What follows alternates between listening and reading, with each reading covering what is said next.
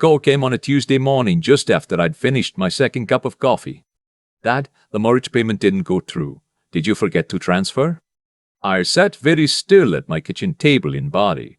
Outside, the maples were just starting to turn. I remember that specifically, the orange and red through the window, because I needed something to look at while I decided how to answer my son. I'll look into it, I said. I didn't tell him I already knew exactly why it hadn't gone through. I'd stopped it myself 2 days earlier, sitting in my car outside a Tim Hortons on Dunlop Street, hands shaking a little, phone in my lap. I'd called the bank and cancelled the pre-authorized transfer. 62 years old, and that was the hardest phone call I'd ever made. Let me back up. My name is not important. What matters is that I spent 34 years building a property management company from nothing. Started with one duplex in 1991, a rundown place near the Georgian waterfront that I fixed up myself on weekends while working days at the municipality. My ex-wife thought I was wasting time. She left when my son was 11. After that, it was just the two of us, him and me. And I threw everything I had into making sure he never felt the absence of what she'd taken with her. That was my first mistake, not loving him in a way that asked nothing back. By the time my son was in his mid-20s, I had 14 properties across Simcoe County. Nothing flashy. Triplexes, duplexes, one small commercial strip in Aurelia. Solid, unglamorous wealth. The kind you build slowly and never talk about at dinner parties. I drove a 2018 Ford F-150 and wore the same Roots jacket for 6 winters. My son knew I had money. He just never quite grasped where it came from or what it cost. When he was 24, he called me about an apartment he and his girlfriend, the woman who would become my daughter-in-law, wanted to rent in Collingwood. Nice place, close to the ski hills. 2 bedrooms, waterfront adjacent. The rent was $2,400 a month. He was doing occasional contract work and digital marketing. She was, as far as I could tell, not doing much of anything, though she spoke about building her brand with great confidence at the one dinner we had together that year. I said I'd help, just for a while, until they got settled. That's why it lasted 4 years. During those 4 years, I transferred money to my son's account every single month without missing once. The rent went up to $2,700. Then $2,900. There were car repairs. There was a trip to Portugal they needed help with. A once-in-a-lifetime thing, Dad, we'll pay you back. There was a new laptop for her because she needed it for her content creation. There was dental work not covered by his plan. There was always something, and I always found a way to say yes, because saying no felt like withdrawing love. And I'd watched his mother do that to him, and I swore I never would. I want to be honest about this part, because if you're listening and you have children, I want you to understand I am not just a victim in this story. I built this. Every time I transferred money without asking a single question, every time I heard, "Thanks, Dad," and felt the warmth of it and thought, this is enough. Every time I let the relationship exist only in the direction of me giving and them receiving, I was teaching them that this was normal, that I was a resource, not a person. I didn't see it until the Tuesday my daughter-in-law told me about the wedding. It was late September, just over a year ago. I'd driven up to Collingwood to drop off some things, a tour box my son had asked for, some preserves a neighbor had given me, the kind of small excuse fathers make to see their children. I knocked. My daughter-in-law answered the door in a silk robe at 2 in the afternoon, looking not especially pleased to see me. My son appeared behind her. He looked uncomfortable in the particular way he always did when I showed up unannounced, which I should have paid more attention to over the years. We sat at their kitchen island. Granite, very nice. The apartment was tastefully furnished in a way that had always quietly puzzled me given their stated finances. And I asked the question I'd been planning to ask for months. So when are you two thinking about getting married? You've been together 7 years. My daughter-in-law looked at me, not at my son, at me. There was something in her expression I didn't immediately understand. A kind of flatness. We got married in August, she said. Just a small ceremony, close friends and family.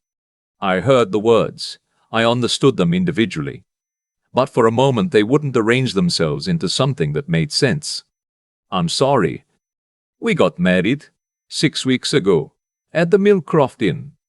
It was intimate. We wanted to keep it low-key. I looked at my son. He was studying the granite countertop. Intimate, I said. Mm-hmm. I asked how many people were there. My daughter-in-law said around 80. My son, still not looking at me, said it was closer to 95. 95 people. I was not one of them. I thought about what I'd been doing in August. The long weekend I'd spent repainting the trim on the Aurelia property. The Sunday afternoon I'd mowed the lawn at the Berry duplex and thought about calling my son but decided not to bother him. 6 weeks of ordinary Saturdays during which my only child had gotten married and not told me. I didn't cry. I want to be clear about that. I felt something go very quiet inside me, like a furnace shutting off. Cold, but still. I asked who had paid for the wedding. My daughter-in-law said her parents had contributed something and that they'd used their savings. I said I didn't know they had savings. She said of course they had savings. I drove home to Barrie in complete silence. No radio, no podcasts. Just the highway and the darkening sky and the maples along the 400 that were the same orange and red as the ones outside my kitchen window. When I got home, I sat at my table for a long time. I thought about the Portugal trip, the dental work, the laptop, the $2,900 a month, every month for 4 years. I did the math on a piece of paper, which I still have. The number was just over $1,600, not counting the incidentals. They had savings, apparently. Enough for a wedding at the Millcroft Inn with 95 guests. But not, it seemed, enough to be self-sufficient. Not enough to stop calling me when the mortgage didn't go through. 3 days after my visit, my son called about a bill, something with his car insurance, a shortfall. Could I transfer $800? I said I'd think about it. That was new. I'd never once said that in 11 years of being asked. He called back the next day, friendlier this time, and asked if I'd had a chance to look into it. I said I was still thinking. There was a pause. Then, is everything okay, Dad? I said I was fine. That week I called my lawyer, a woman named Felicity who had handled my property agreements for 15 years and who I trust completely. I told her everything. She listened without interrupting, which is one of the things I appreciate about her. When I finished, she was quiet for a moment. You've been making informal transfers with no documentation, she said. Yes. And you want to stop? I want to understand my position first. She walked me through it. The transfers were gifts, no legal obligation to continue. The apartment, they rented it privately. My name was not on any lease. I had no financial entanglement beyond the monthly transfers I'd been making voluntarily. So I can just stop, I said. You can just stop, she said. I sat with that for another week. I want to be honest again, I was not certain. Part of me, the part that had driven 100 kilometers to bring a toolbox and some jam, wanted to call my son and have a real conversation. Tell him how much it had hurt. Give him a chance to explain. But I thought about the way my daughter-in-law had told me. Not apologetically, not quietly. With that flat look, like she was informing me of a scheduling change, and I thought about my son studying the granite, and I understood that there was nothing to explain. This was simply how they saw things. The money was part of the arrangement. Whether I was part of the family was apparently optional. I called the bank on a Monday afternoon. The woman on the line was very pleasant. I canceled the pre-authorized transfer. She asked if I'd like to set up a new one. No, I said. Thank you. The following Tuesday, my son called about the mortgage. Dad, the payment didn't go through. Did you forget to transfer? I had rehearsed this moment. I'd said the words alone in my kitchen the night before, just to hear how they sounded. I didn't forget, I said. I canceled it. A long pause. What do you mean? I mean, I've been thinking about things since I came to visit, since I found out about the wedding, and I've decided I need to stop making those transfers. Another pause. Then his voice changed, got tighter. Dad, the mortgage is due on the 15th. We can't just. I know when the mortgage is due. I've been paying it for 4 years. That's not fair. Maybe not. But I think we need to talk about what fair actually looks like, and I don't think this is a conversation for the phone. He hung up. That surprised me a little, not much. 20 minutes later, my daughter-in-law called. She did not begin with pleasantries. I don't know what you think you're doing, but this is not the time to play games. We have a mortgage payment due and responsibilities, and frankly, I know you have responsibilities, I said. So do I. One of them is to stop enabling a situation that isn't healthy for any of us. Enabling. She repeated the word like I'd said something absurd. You're their father. I'm his father. I'm not your bank. She hung up too. I made myself a cup of tea. Chamomile, which I don't even particularly like, but my doctor had suggested it for sleep. I sat at my kitchen table and looked at the maples, which by then had mostly dropped their leaves, and I felt not happy, exactly, but awake, like I'd been slightly asleep for years and had just opened a window. My son called back that evening. He was calmer. He apologized for hanging up, which I appreciated. He said he understood I was hurt about the wedding. He said they'd wanted something small and private, and it wasn't meant to be a rejection. He said that if I could just cover this one payment, they'd figure something out going forward. I told him I loved him. I meant it completely. I also told him that I wasn't going to transfer the money. Dad, I know this is hard. I know it feels like I'm punishing you. I'm not. But I've been carrying something that was never supposed to be mine to carry forever, and I should have put it down a long time ago. You're 31 years old. You're married now. This is the moment. He was quiet. I'll help you find resources, I said. There are rental assistance programs to the province. I can help you put together a budget. If you want to sit down together and figure out a plan, I am absolutely here for that. But I'm not transferring money into your account anymore. Not this month. Not next month. He said he needed time to think. I said I understood. The mortgage went unpaid that month. I know because I stayed in close enough contact with my son over the following weeks to know they were scrambling. My daughter-in-law's parents apparently helped with part of it, which I found instructive. Her parents, who she'd claimed at the Millcroft Inn wedding, were so proud and so supportive, had money available after all. It just hadn't occurred to anyone to ask them before asking me. My son got a full-time position in early November, account coordinator at a marketing firm in Barrie of all places, 20 minutes from my house.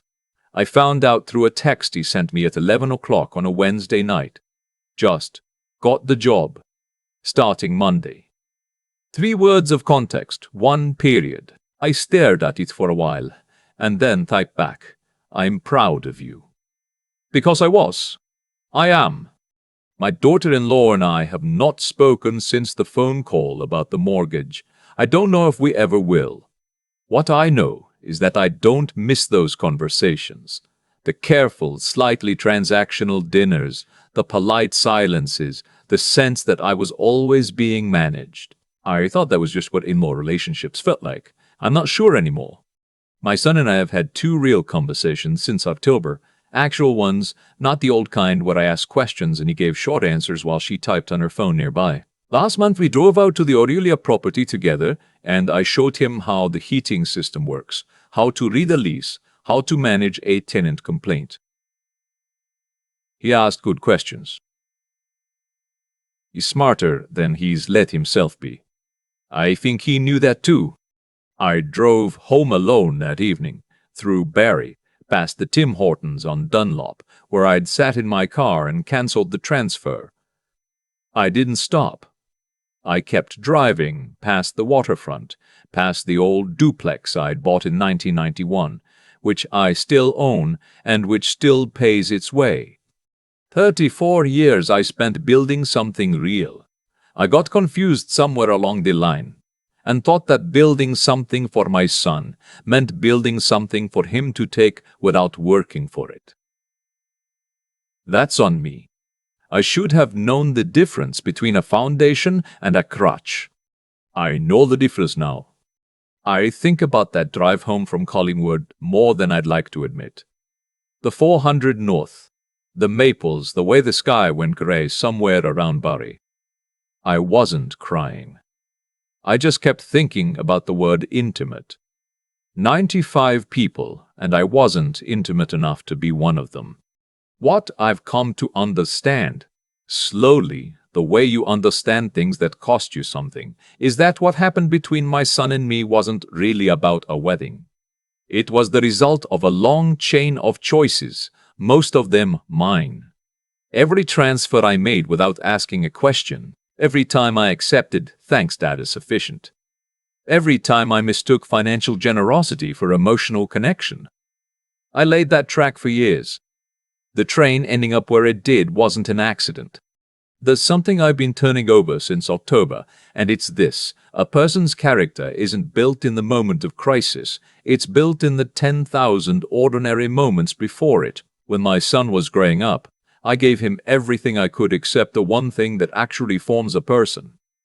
The experience of figuring things out without a safety net. I thought I was protecting him. I was actually preventing him. The discomfort I shielded him from was the very thing that builds judgment, resilience, the ability to look a difficult situation in the eye and think your way through it rather than calling someone else to solve it. I didn't let him develop that. And then I was surprised when he didn't have it. That's not blame, that's just cause and effect. And if I'm honest with myself, the same logic applies to me. I let things go on too long because confronting them required a kind of courage I kept putting off. It's easy to write a check. It's much harder to have the conversation that makes the check unnecessary. I chose the easier thing, year after year, and then wondered why nothing changed. What changed me, and I do think I've changed, wasn't the wedding. It was the phone call afterward. My daughter-in-law asking about that mortgage transfer. With the same tone you'd use to ask about a delayed package. That was the moment I understood that I had allowed myself to become a function in someone else's life rather than a person. And I knew, sitting at that kitchen table, that getting my personhood back was going to require me to act like I had some. It took more grit than I expected. That first week after I cancelled the transfer, every instinct I had said to call him, fix it, make it smooth again. I've spent 62 years being the person who makes things smooth. Sitting with the discomfort of not doing that, of letting the mortgage go unpaid, of letting my son face the actual weight of his situation, was one of the harder things I've done. Not dramatic, just quiet and hard. He got the job in November. He's figuring it out. I don't know what my daughter-in-law thinks of me, and I've made a kind of peace with not knowing. What I do know is that the conversations my son and I have now are real ones, not transactions, not performances. He asks questions and actually listens to the answers. Maybe that's worth something.